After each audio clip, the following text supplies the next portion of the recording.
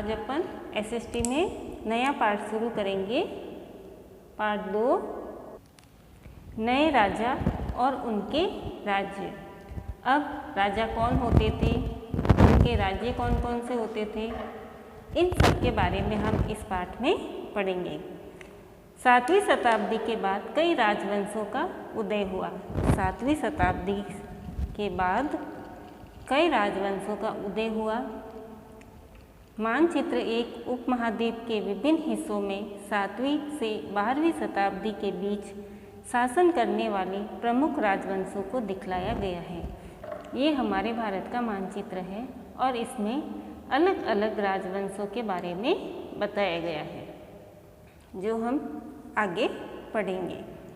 ठीक है, तो इस मानचित्र में गुर्जर प्रतिहार, राष्ट्रकूट, ये देखो गुर्जर प्रतिहार, कन्नौज, परमार, राष्ट्रकूट, पाल, चहमान, इन सब के अलग अलग स्थान निर्धारित किए गए हैं। ठीक है, कहाँ किस राजा का राजवंश था, कहाँ से कहाँ तक इनका साम्राज्य फैला हुआ था, तो ये सारा इस मानचित्र में आपको दिखाया गया है और इन्हीं राजाओं के बारे में हम आगे पढ़ेंगे। अब है नए राजवंशों का उदय। 7वीं सदी आते आते उपमहाद्वीप के विभिन्न भागों में बड़े भूस्वामी और योद्धा सरदार अस्तित्व में आ चुके थे।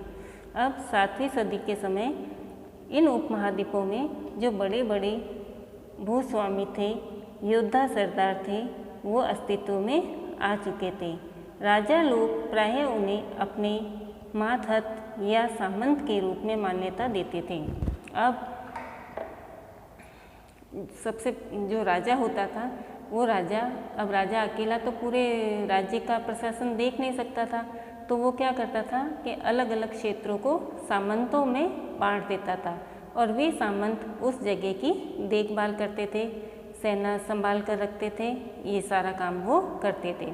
लेकिन धीरे धीरे क्या होता था कि वो जो भूस्वामी होते थे, सामंत होते थे, वे खुद को स्वतंत्र करवा देते थे और अपना खुद का एक नया साम्राज्य या अपना राज्य बना लेते थे। ठीक है, तो उनसे उम्मीद की जाती थी कि वे राजा या स्वामी के लिए उपहार लाए, उनके दरबार में हाजिरी लगाए और उन्हें सैन्य सहायता प्रदान करें। अब राजा इतने बड़े साम्राज्य को अकेला संभाल नहीं सकता था, तो वो अपने कुछ गाँवों को और कुछ क्षेत्र को सामंतों को दे देता था और उनको वहाँ का अधिकारी बना देता था और ये कह के कि भाई तुम हमें उपहार ला के दोगे, वहाँ हर कुछ थोड़े थोड़े दिनों बाद में राजा के सामने आके उपस्थित होगे और जब कोई युद्ध वगैरह होगा तो तुम हमें सैन्य सहायता दोगे। तो इस तरीके से उन सामंतों को एक अधिकारी के रूप में उन क्षेत्रों में स्थापित कर दिया जाता था।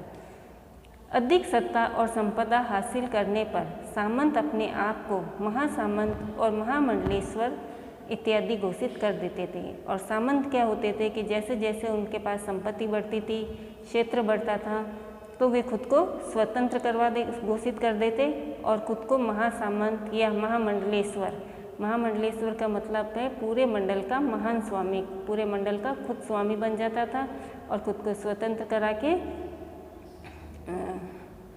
महासामंत के रूप में खुद को घोषित कर देता था। कभी कभी वे अपने स्वामी के आधिपत्य से स्वतंत्र हो जाने का दावा भी करते थे और कभी कभी जब वो ज़्यादा उनकी शक्ति मजबूत हो जाती थी तो वे खुद को राजा से स्वतंत्र कह देते थे कि अब हमारे पे राजा का कोई अधिकार नहीं है, हम एकदम स्वतंत्र हैं।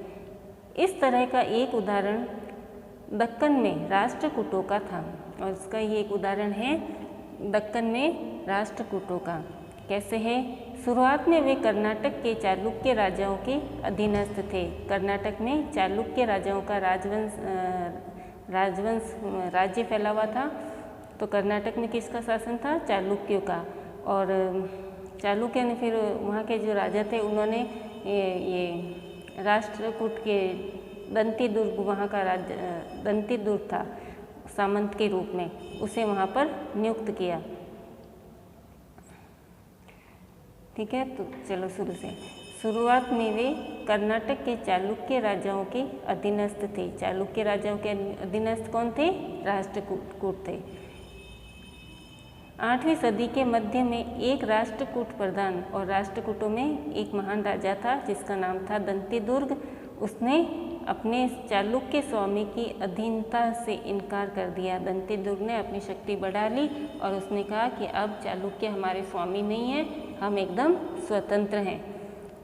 और दंतिदुर्ग ने चालुक्य के स्वामी को हरा दिया और अपना राज्य स्थापित कर दिया, खुद को एक नया राजवंश स्थापित कर दिया। और हिरण्यगर्भ, जिसका शाब्दिक अर्थ होता है सोने का गर्भ, नामक एक अनुष्ठान किया। उस समय एक अनुष्ठान किया जाता था, यज्ञ वगैरह किया जाता था जिसका नाम था हिरण्यगर्भ। और यह अनुष्ठान क्यों किया जाता था? जब यह अनुष्ठान ब्राह्मणों की सहायता से संपन्न किया जाता था तो यह माना जाता था कि इससे याजक जन्मजना क्षत्रिय न होते हुए भी क्षत्रिय के रूप में दोबारा क्षत्रियत्व प्राप्त कर लेगा। और जब जैसे कोई ब्राह्मण है, जैसे ये राष्ट्रकूट, ये दंतिदुर्ग एक ब्राह्मण था, लेकिन जो क्षत्रिय होता था वही राजा बन सकता था।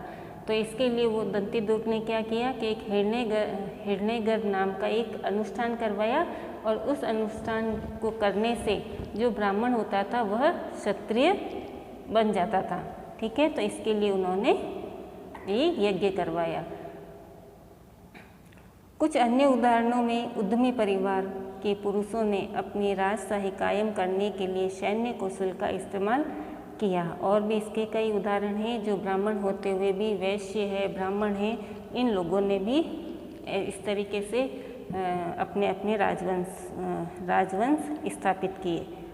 मिसाल के तौर पर कदम्ब, मयूर शर्मण और गुर्जर प्रतिहार हरिश्चंद्र ब्राह्मण थे। और उसी तरह कदम्ब राजवंश की स्थापना किसने की थी? मयूर शर्मण ने। और गुर्जर प्रतिहार की स्थापना की थी हरिश्चंद्र में। ये दोनों ही ब्राह्मण थे। गुर्जर प्रतिहार जिन्होंने अपने परंपरागत पेशे को छोड़कर शस्त्र को अपना लिया, ये ब्राह्मण थे, लेकिन इन्होंने अपने जो पेशे के जो कार्य थे उनको छोड़ दिया और एक क्षत्रिय बन गए। और क्रमशः कर्नाटक और राजस्थान में अपने राज्य सफलतापूर्वक स्थापित कर लिए। और मयूर शर्मण ने कर्नाटक में अपना राजवंश स्थापित कर दिया और हरिश्चंद्र ने राजस्थान में गुर्जर प्रतिहार राजवंश की स्थापना कर दी। ठीक है बच्चों, तो इसमें आ गया समझ में आपको कि किस तरह राजा होते थे। राजा अपने सामंतों को नियुक्त करते थे, सामंत खुद को स्वतंत्र करवा देते थे और खुद का एक नया राज्य स्थापित कर देते थे। और इसी का एक उदाहरण है राष्ट्रकूट के राजा दंतिदुर्ग का। दंतिदुर्ग चालुक्य राजाओं के सामंत थे और फिर बाद में दंतिदुर्ग ने खुद को स्वतंत्र घोषित कर दिया और चालुक्य राजाओं को हराया और खुद का राजवंश स्थापित कर दिया। हालांकि दंतिदुर्ग एक ब्राह्मण था तो उसने हिरण्यगर्भ नाम का एक अनुष्ठान करवाया और फिर खुद को क्षत्रिय घोषित कर दिया। ठीक है बच्चों, इसके आगे हम पढ़ेंगे राज्यों में प्रशासन। अब उस समय राजा अपने राज्य का प्रशासन, शासन, वहाँ की देखभाल वगैरह कैसे करते थे, इसके लिए हम अगले वीडियो में पढ़ेंगे। धन्यवाद।